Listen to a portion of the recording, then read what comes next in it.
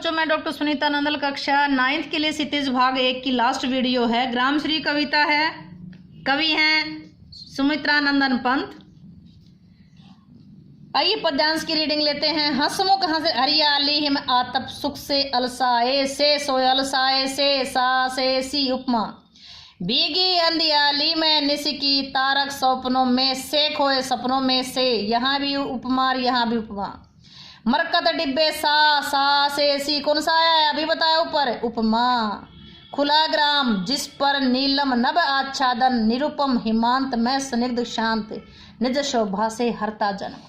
फिर देखिएगा, जितना आप रीडिंग लेंगे उतना इसका जो अर्थ है वो क्लियर होता जाएगा।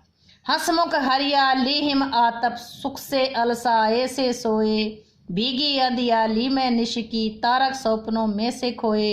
मरकत डिब्बे सा खुला ग्राम जिस पर नीलम नभ आच्छादन निरुपम हिमांत में स्निग्ध शांत निज शोभा से हरता जनमन। जन मन अनुप्रास अलंकार आया है। अलसाए से सपनों में से डिब्बे सा कौन सा अलंकार आया यहाँ पर, उपमा अलंकार आया। हंसमुख हरियाली में है वर्ण आया है। हंसमुख हरियाली है कौन सा आया, अनुप्रास। हिम आतप में विरोधा, हिम का मतलब बर्फ होता है। यहाँ यह सर्दी है, यहाँ गर्मी है। यो ठंडा है, यो गर्म है। तो ठंडा गर्म कौन सा अलंकार आया है, विरोधाभास अलंकार आया है। तो व्याख्या देखिएगा। यहाँ कवि ग्रामीण अंचल की प्रकृति का वर्णन करते हुए कहते हैं कि गांव में वहाँ की हंसमुख हरियाली हिम आतप, वहाँ की हंसमुख हरियाली, हिम सर्दी की आतप धूप में, सर्दी की धूप में ऐसी लग रही है जैसे सुख से अलसाए से सोए, जैसे वो सर्दी में धूप सेकने से अलसा गई हो, अर्थात आलस्य में भर गई हो, जैसे नींद सी आ गई हो उसको।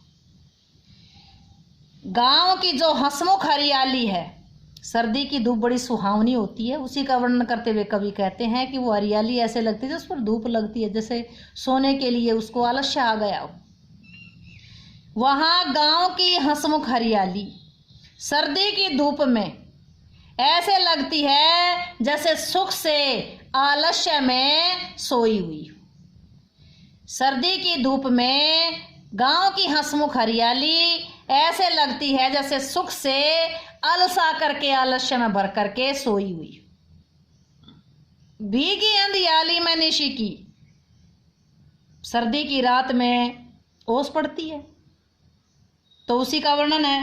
भीगी अंधियाली, रात के अंधेरे में वही हरियाली भीगी सी लगती है। रात के अंधेरे में, निशी रात, अंधियाली अंधेरे में, किसका जिक्र है, वही हरियाली कैसी लगती है, भीगी सी लगती है। सर्दी की धूप में कैसी लगती है, जैसे सुख से अलसा करके सोई हुई है। रात के अंधेरे में कैसी लगती है, भीगी सी लगती है। तारक सपनों में से खोए, और आकाश में जो तारे हैं वो यानी कि नीले आकाश पर रात्रि को चमकते हुए तारे भी ऐसे लगते जैसे सपनों में खो गए। गांव की जो हंसमुख हरियाली है वो सर्दी की धूप में ऐसे लगती जैसे सुख से आलस्य में भर करके सोई हुई। रात के अंधेरे में हरियाली कैसे लगती है, जैसे भीगी हुई हो। आकाश में तारे कैसे लगते हैं, तारक सपनों में से खोए, तारे ऐसे लगते जैसे सपनों में खोए हुए। हंसमुख हरियाली सर्दी की धूप में सुख से अलसा कर सोई हुई है। रात क्या है, रात ऐसी लग रही है, रात के अंधेरे में वही हरियाली ऐसी लगती है जैसे भीगी हुई हो। तारे ऐसे लग रहे हैं जैसे सपनों में खोए हुए हो।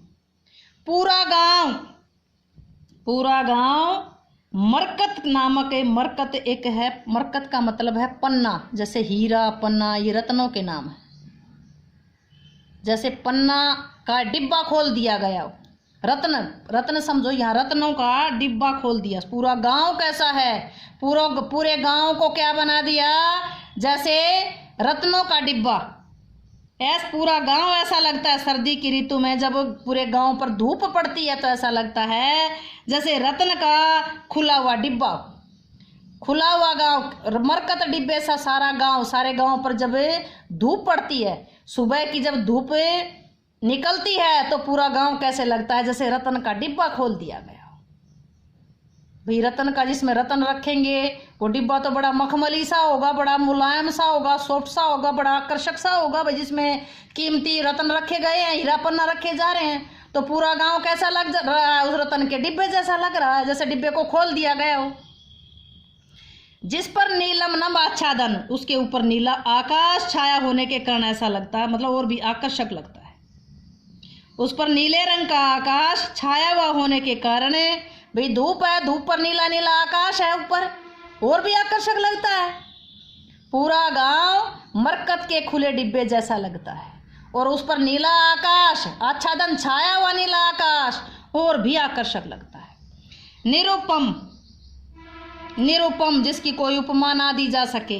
हिमांत, हिमांत, हिमांत में सर्दी की ऋतु में जब हिमांत, बर्फ का अंत हो, यानी कि सुनहरी, मतलब सुहावने वाली सर्दी हो। हिमांत में अत्यधिक सुंदर, शांत, अनुपम, सुंदर, शांत, अनुपम। हिम के अंत में, हिमांत में सुंदर, शांत और अनुपम गांव निज शोभा से, अपनी शोभा से हर लेता है जन मन, लोगों के मन को हर लेता है, लोगों के मन को अपनी तरफ आकर्षित कर लेता है। सर्दी के अंत में, हिमांत में कहो, सर्दी के अंत में सुंदर, शांत और अनुपम गांव अपनी शोभा से लोगों के मन को आकर्षित करने वाला है। हिमांत में, हिमांत में सुंदर, शांत, अनुपम गांव अपनी शोभा से लोगों के मन को आकृष्ट करने वाला है, लोगों के मन को हरने वाला है। सारा फिर सुनो। वहां की हंसमुख हरियाली सर्दी की ऋतु में सुख से, सर्दी की धूप में धूप सेकने से अलसाई सी, जैसे आलस्य में भरकर सो रही हो ऐसी लग रही है। रात के अंधेरे में वही हरियाली भीगी लगती है, तारे जैसे सपनों में खोए हुए हूँ। गांव मरकत के डिब्बे सा खुला लगता है, उसके ऊपर नीला आकाश छाया हुआ, नीला आकाश और भी आकर्षित कर रहा है। हिमांत में, हिम के अंत में, सर्दी के अंत में सुंदर, शांत, अनुपम गांव अपनी शोभा से लोगों के जन मन के, जन लोगों के मन को आकृष्ट कर रहा है, मन को हर रहा है। भाषा सरल सरस खड़ी बोली है, शैली भावपूर्ण है, चित्रात्मक है, छंद मुक्त है, अलंकार अनुप्रास आया है, उपमा आया है, मानवीकरण अलंकार आया है। यहाँ हरियाली, तारे, ग्राम, हरियाली और तारे और ग्राम में कौन सा अलंकार आया है? मानवीकरण अलंकार आया है। दृश्य बिंब है, अभिधा शब्द शक्ति है। उम्मीद है कि ये कविता आपको अच्छी लगी होगी, कविता समझ आई हो तो वीडियो को लाइक करें, शेयर करें, चैनल को सब्सक्राइब करना ना भूलें।